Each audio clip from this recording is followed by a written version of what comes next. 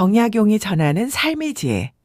당신의 마음이 무너지는 날, 정약용이 말했다. 살아가다 보면 어느 날은 이유 없이 마음이 무너집니다. 평소 같으면 대수롭지 않았던 일이 오늘은 유난히 크게 다가오고 누군가의 말 한마디가 유난히 가슴을 핥히고 문득 지나가는 바람에도 눈시울이 뜨거워지는 날이 있습니다. 혹시 지금 그런 하루를 지나고 계신가요? 그렇다면 오늘 이야기를 꼭 끝까지 들어보셨으면 합니다. 200년 전 모든 것을 잃고 귀양지로 떨어져 18년이라는 긴 시간을 홀로 견뎌낸 남자.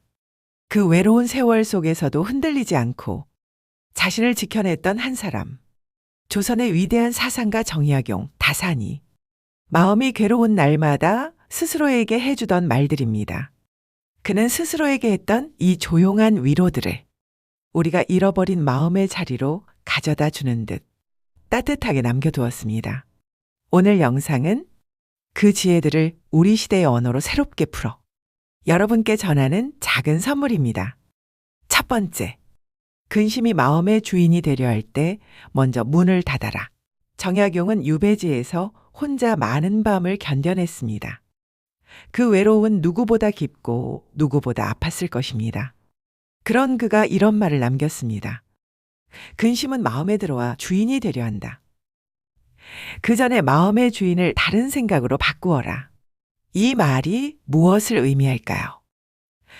그는 우리에게 이렇게 말하고 있습니다. 근심이 문을 두드리기 시작할 때 그것이 마음의 안방까지 들어오지 못하게 하라. 우리가 괴로운 이유의 대부분은 근심이 마음 한복판을 차지해버렸기 때문입니다. 그 순간부터 우리는 그 근심이라는 손님에게 끌려다니기 시작하죠.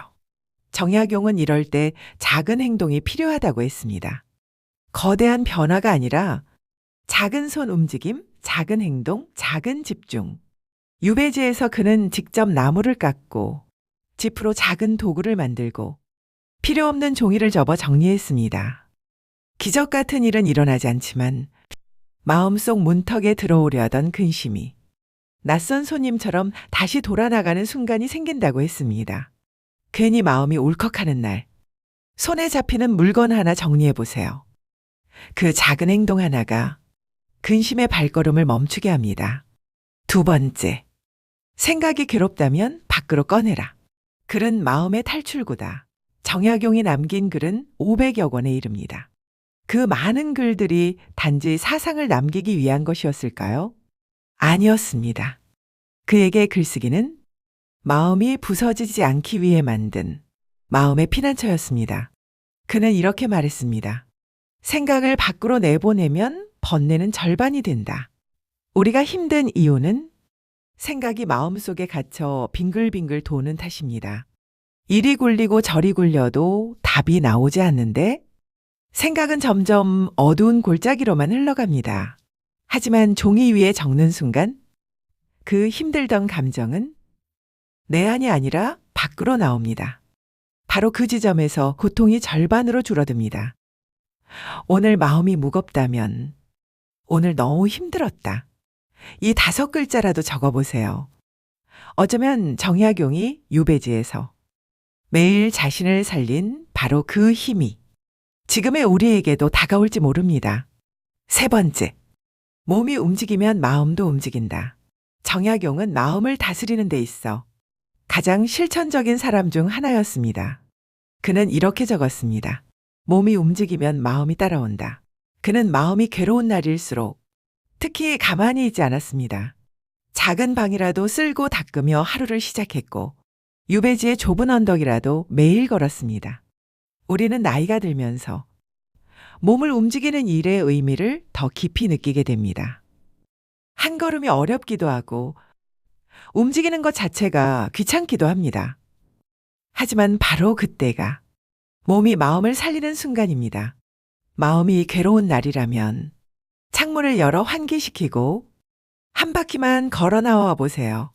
발밑에서 들려오는 작은 자갈 소리, 나뭇잎 흔들리는 미세한 바람 소리만으로도 마음은 어느새 조금씩 제자리를 찾아옵니다.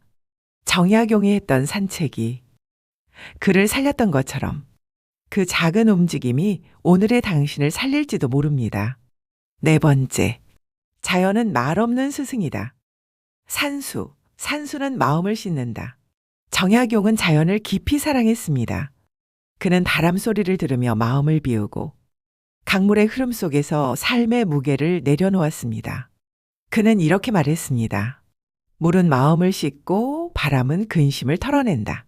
유배지에서 바라본 산과 물은 그에게 아무 말도 하지 않았지만 그 어떤 말보다 깊은 위로가 되었습니다.